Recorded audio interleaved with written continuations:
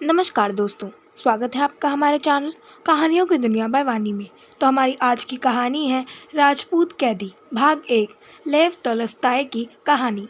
हिंदी अनुवाद मुंशी प्रेमचंद्र। तो चलिए शुरू करते हैं। धर्म सिंह नामी राजपूत राजपुताना की सेना में एक अफसर था। एक दिन माता की पत्री आई कि मैं बूढ़ी होती जाती हूँ, मरने से पहले एक बार तुम्हें देखने की अभिलाषा है। यहाँ आकर मुझे विदा कर आशीर्वाद लो और क्रियाकर्म करके आनंदपूर्वक नौकरी पर लौट जाना। तुम्हारे वास्ते मैंने एक कन्या खोज रखी है, वह बड़ी बुद्धिमती और धनवान है। यदि तुम्हें भाए तो उससे विवाह करके सुखपूर्वक घर ही पर रहना। उसने सोचा ठीक है, माता दिनों दिन दुर्बल होती जा रही है, संभव है कि फिर मैं उसके दर्शन ना कर सकूं, इस कारण चलना ही ठीक है। कन्या यदि सुंदर हुई तो विवाह करने में क्या हानि है।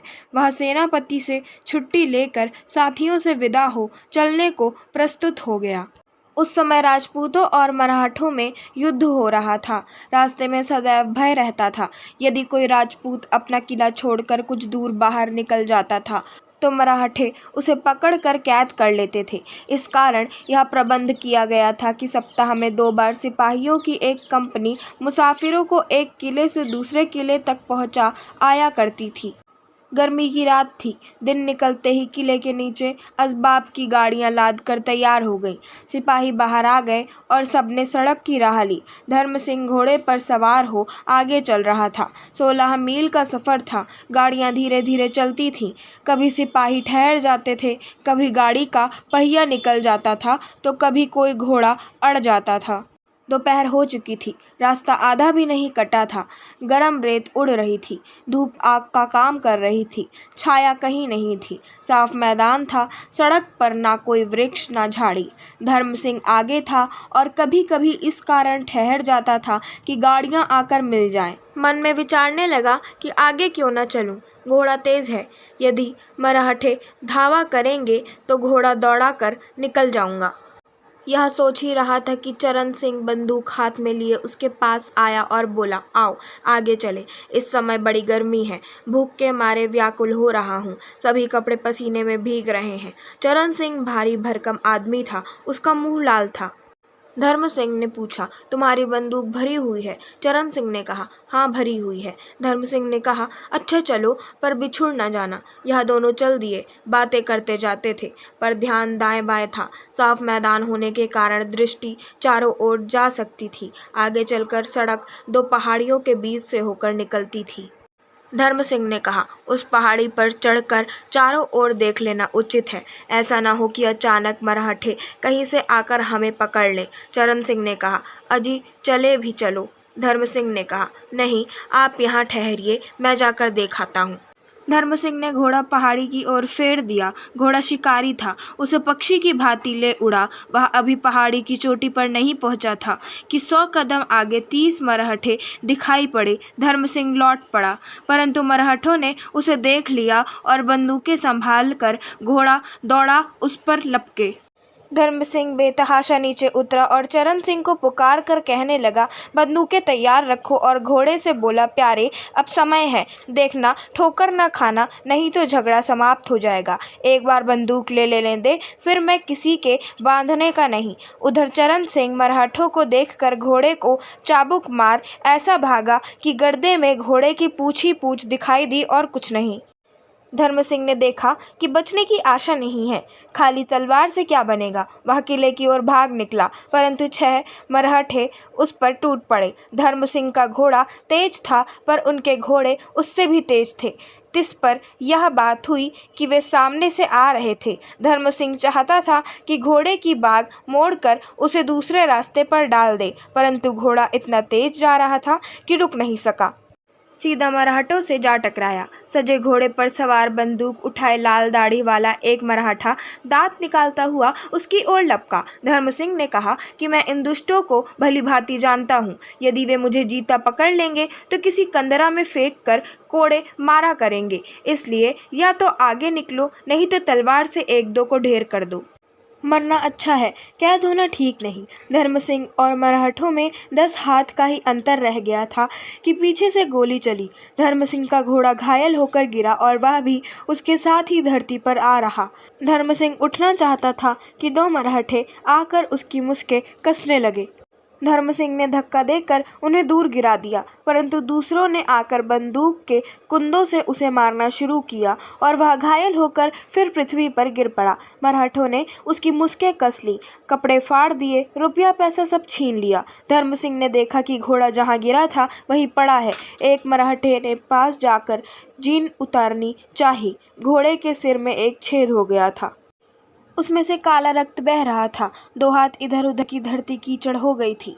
घोड़ा चित्त पड़ा, हवा में पैर पटक रहा था। मराठे ने गले पर तलवार फेंक दी, घोड़ा मर गया। उसने जीन उतार ली। लाल दाढ़ी वाला मराठा घोड़े पर सवार हो गया। दूसरों ने धर्म सिंह को उसके पीछे बैठाकर उसे उसकी कमर से बांध दिया और जंगल का रास्ता लिया। धर्म सिंह का बुरा हाल था, मस्तक फटा था, लहू बहकर आंखों पर जम गया था। मुश्कों के मारे कंधा फटा जाता था, वह हिल नहीं सकता था। उसका सिर बार बार मराठे की पीठ से टकराता था। मराठे पहाड़ियों पर ऊपर नीचे होते हुए एक नदी पर पहुंचे। उसे पार करके एक घाटी मिली। धर्म सिंह यह जानना चाहता था कि वे किधर जा रहे हैं, परंतु उसके नेत्र बंद थे, वह कुछ न देख सका। शाम होने लगी। मराठे दूसरी नदी पार करके एक पथरीली पहाड़ी पर चढ़ गए। यहाँ धुआं और कुत्तों का भौंकना सुनाई दिया, मानो कोई बस्ती है। थोड़ी देर चलकर गांव आ गया। मराठों ने गांव छोड़ दिया। धर्म सिंह को एक ओर धरती पर बिठा दिया। बालक आकर उस पर पत्थर फेंकने लगे, परंतु एक मराठे ने उन्हें वहां से भगा दिया। लाल दाढ़ी वाले ने एक सेवक को बुलाया। वह दुबला पतला आदमी फटा हुआ कुर्ता पहने था। मराठे ने उससे कुछ कहा, वह जाकर बेड़ी उठा लाया। मराठों ने धर्म सिंह की मुसके खोलकर उसके पाँव में बेड़ी डाल दी और उसे कोठरी में कैद करके ताला लगा दिया। उस रात धर्म सिंह जरा भी नहीं सोया। गर्मी की ऋतु में रातें छोटी होती हैं। शीघ्र प्रातःकाल हो गया। दीवार में एक झरोखा था, उसी से अंदर उजाला आ रहा था। झरोखे के द्वारा धर्म सिंह ने देखा कि पहाड़ी के नीचे एक सड़क उतरी है। दाईं ओर एक मराठे का झोपड़ा है, उसके सामने 2 पेड़ हैं। द्वार पर एक काला कुत्ता बैठा हुआ है। पास एक बकरी और उसके बच्चे पूंछ हिलाते फिर रहे हैं। एक स्त्री चमकीले रंग की साड़ी पहने, पानी की गागर सिर पर धरे हुए एक बालक की उंगली पकड़े झोपड़े की ओर आ रही है। वह अंदर गई कि लाल दाढ़ी वाला मराठा रेशमी कपड़े पहने, चांदी के मुट्ठे की तलवार लटकाए हुए बाहर आया और सेवक से कुछ बात करके चला गया।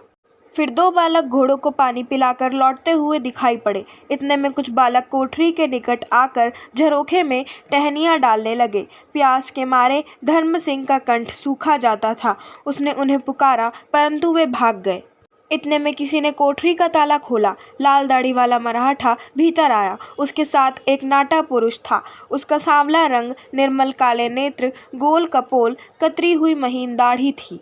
वह प्रसन्न मुख हंसोड़ था। यह पुरुष लाल दाढ़ी वाले मराठे से बहुत बढ़िया वस्त्र पहने हुए था। सुनहरी गोट लगी हुई नीले रंग की रेशमी अचकन थी। चांदी के म्यान वाली तलवार, कलाबत्तू का जूता था। लाल दाढ़ी वाला मराठा कुछ बड़बड़ाता धर्म सिंह को कनखियों से देखता द्वार पर खड़ा रहा। सांवला पुरुष आकर धर्म सिंह के पास बैठ गया और आंखें मटकाकर जल्दी जल्दी अपनी मातृभाषा में कहने लगा, बड़ा अच्छा राजपूत है। धर्म सिंह ने एक अक्षर भी ना समझा। हाँ, पानी मांगा। सांवला पुरुष हंसा। तब धर्म ने होठ और हाथों के संकेत से जताया कि मुझे प्यास लगी है। सांवले पुरुष ने पुकारा, सुशीला। एक छोटी सी कन्या दौड़ती हुई भीतर आई। 13 वर्ष की अवस्था, सांवला रंग, दुबली पतली, नेत्र काले और रसीले, सुंदर बदन, नीली साड़ी, गले में स्वर्ण हार पहने हुए। सांवले पुरुष की पुत्री मालूम पड़ती थी। पिता की आज्ञा पाकर वह पानी का एक लोटा ले आई और धर्म सिंह को भौचक्की होकर देखने लगी कि वह कोई वंचर है। फिर खाली लोटा लेकर सुशीला ने ऐसी छलांग मारी कि सांवला पुरुष हंस पड़ा। तब पिता के कहने से कुछ रोटी ले आई। इसके पीछे वे सब बाहर चले गए और कोठरी का ताला बंद कर दिया। कुछ देर पीछे एक सेवक आकर मराठी में कुछ कहने लगा। धर्म ने समझा कि कहीं चलने को कहता है। वह उसके पीछे हो लिया। बेड़ी के कारण लंगड़ा कर चलता था।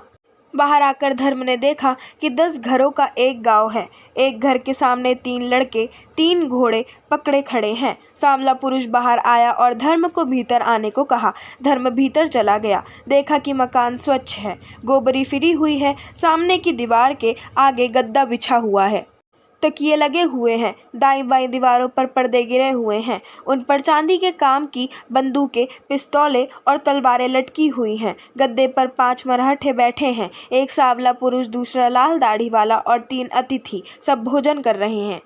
धर्म सिंह धरती पर बैठ गया। भोजन से निश्चिंत होकर एक मराठा बोला, देखो राजपूत, तुम्हें दयाराम ने पकड़ा है, सांवले पुरुष की ओर उंगली करके, और संप तराव के हाथ बेच डाला है। अतएव अब संप तराव तुम्हारा स्वामी है। धर्म सिंह कुछ न बोला। संप तराव हंसने लगा। मराठे ने कहा, वह यह कहता है कि तुम घर से रुपये मंगवा लो, दंड देने पर तुमको छोड़ दिया जाएगा। धर्म सिंह ने पूछा, कितने रुपए? मराठे ने कहा, 3000। धर्म सिंह ने कहा, मैं 3000 नहीं दे सकता। मराठे ने कहा, कितना दे सकते हो? धर्म सिंह ने कहा, 500। यह सुनकर मराठे सिटपिटाए। संप तराव दयाराम से तकरार करने लगा और इतनी जल्दी जल्दी बोलने लगा कि उसके मुंह से झाग निकल आया। दयाराम ने आंखें नीची कर ली। थोड़ी देर में मराठे शांत हुए और फिर मोल तोल करने लगे। एक मराठे ने कहा, 500 रुपये से काम नहीं चल सकता। दयाराम को संप तराव का रुपया देना है। 500 रुपये में तो संप तराव ने तुम्हें मोल ही लिया है। 3000 से कम नहीं हो सकता। यदि रुपया ना मंगाओगे तो तुम्हें कोड़े मारे जाएंगे।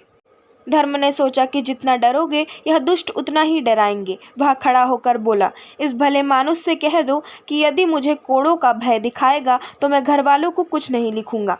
मैं तुम चंडालों से नहीं डरता। संप तराव ने कहा, अच्छा 1000 मंगाओ।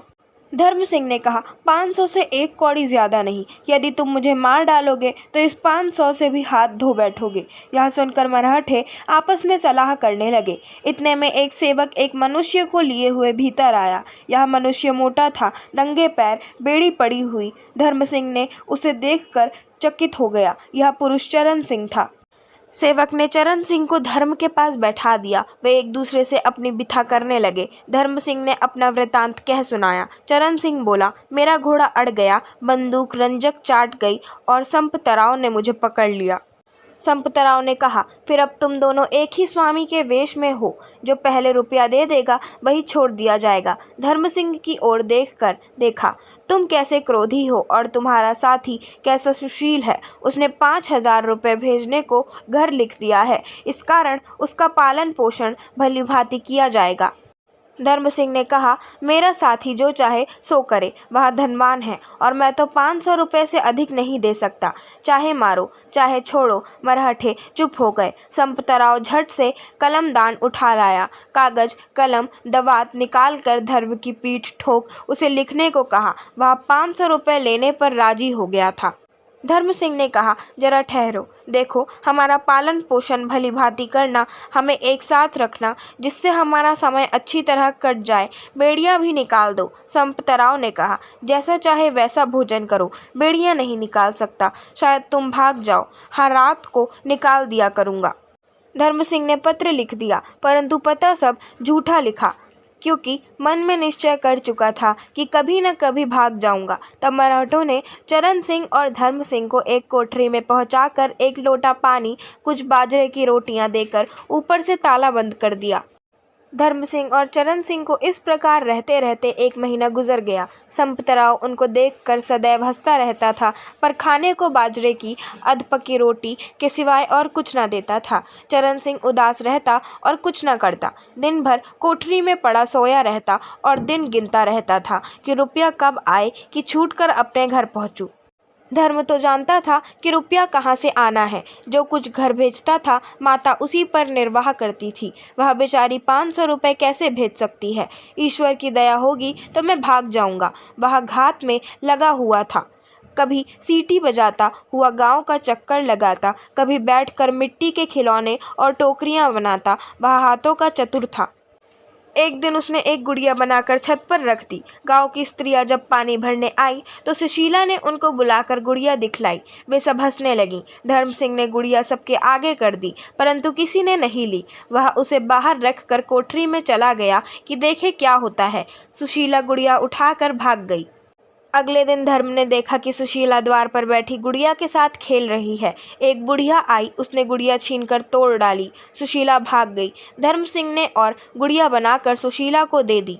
फल यह हुआ कि वह एक दिन छोटा सा लोटा लाई, भूमि पर रखा और धर्म को दिखाकर भाग गई। धर्म ने देखा तो उसमें दूध था। अब सुशीला नित्य अच्छे अच्छे भोजन लाकर धर्म को देने लगी। एक दिन आंधी आई। 1 घंटा मूसलाधार मेघ बरसा। नदियां नाले भर गए। बांध पर 7 फुट पानी चढ़ आया। जहां तहां झरने झरने लगे। धार ऐसी प्रबल थी कि पत्थर लुढ़क जाते थे। गांव की गलियों में नदियां बहने लगी। आंधी थम जाने पर धर्म सिंह ने संपतराव से चाकू मांगकर एक पहिया बना, उसके दोनों ओर 2 गुड़िया बांधकर पहिए को पानी में छोड़ दिया। वह पानी के बल से चलने लगा। सारा गांव इकट्ठा हो गया और गुड़ियों को नाचते देखकर तालियां बजाने लगा। संपतराव के पास एक पुरानी बिगड़ी हुई घड़ी पड़ी थी। धर्म सिंह ने उसे ठीक कर दिया। उसके पीछे और लोग अपने घंटे, पिस्तौल, घड़ियां ला कर धर्म से ठीक कराने लगे। इस कारण संपतराव ने प्रसन्न होकर धर्म सिंह को एक चिमटी, एक बरमी और एक रेती दे दी। एक दिन एक मरहठा रोगी हो गया। यह सब लोग धर्म सिंह के पास आकर दवा दारू मांगने लगे।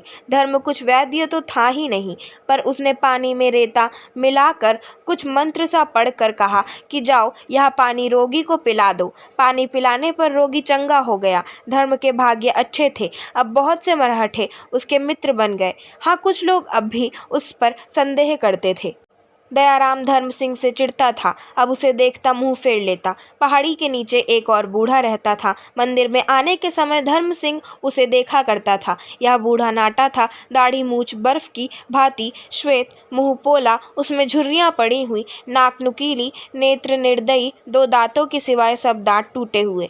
वही लड़की टेकता, चारों ओर भेड़िए की तरह झांकता हुआ मंदिर में जाने के समय जब कभी धर्म सिंह को देख पाता था तो जलकर राख हो जाता और मुंह फेर लेता था। एक दिन धर्म सिंह बूढ़े का घर देखने के लिए पहाड़ी के नीचे उतरा। कुछ दूर जाने पर एक बगीचा मिला। चारों ओर पत्थर की दीवार बनी हुई थी। बीच में मेवे के वृक्ष लगे हुए थे। वृक्षों में एक झोपड़ा था। धर्म सिंह आगे बढ़कर देखना चाहता था कि उसकी बेड़ी खड़की। बूढ़ा चौका। कमर से पिस्तौल निकालकर उसने धर्म सिंह पर गोली चलाई, पर वह दीवार की ओट में हो गया। बूढ़े को आकर संपतराव से कहते सुना कि धर्म सिंह बड़ा दुष्ट है। संपतराव ने धर्म को बुलाकर पूछा, तुम बूढ़े के घर क्यों गए थे?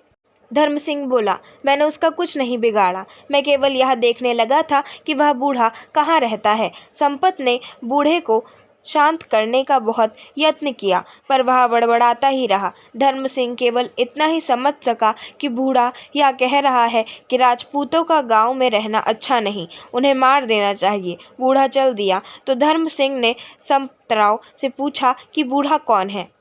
संपतराव ने कहा, यह बड़ा आदमी है, इसने बहुत राजपूत मारे हैं। पहले यह बड़ा धनवान था। इसके 3 स्त्रियां और 8 पुत्र थे। सब एक ही गांव में रहा करते थे। एक दिन राजपूतों ने धावा करके गांव जला दिया। इसके 7 पुत्र तो मर गए, 8वां कैद हो गया। यह बूढ़ा राजपूतों के पास जाकर और उनके संग रहकर अपने पुत्र की खोज लगाने लगा। अंत में उसे पाकर अपने हाथ से उसका वध करके भाग आया। फिर विरक्त होकर तीर्थ यात्रा को चला गया। अब यह पहाड़ी के नीचे रहता है। यह बूढ़ा कहता है कि तुम्हें मार डालना उचित है, परंतु मैं तुमको मार नहीं सकता। फिर रुपया कहाँ से मिलेगा? इसके सिवाय मैं तुम्हें यहाँ से जाने भी नहीं दूंगा। इस तरह धर्म यहाँ 1 महीने रहा। दिन को वह इधर उधर फिरा करता या कोई चीज़ बनाता, लेकिन रात को वह दीवार में छेद किया करता। दीवार पत्थर की थी, खोदना सहज नहीं था, लेकिन वह पत्थरों को रेती से काटता था। यहाँ तक कि अंत में उसने अपने निकलने भर को एक छेद बना लिया। बस अब उसे यह चिंता हुई कि रास्ता मालूम हो जाए।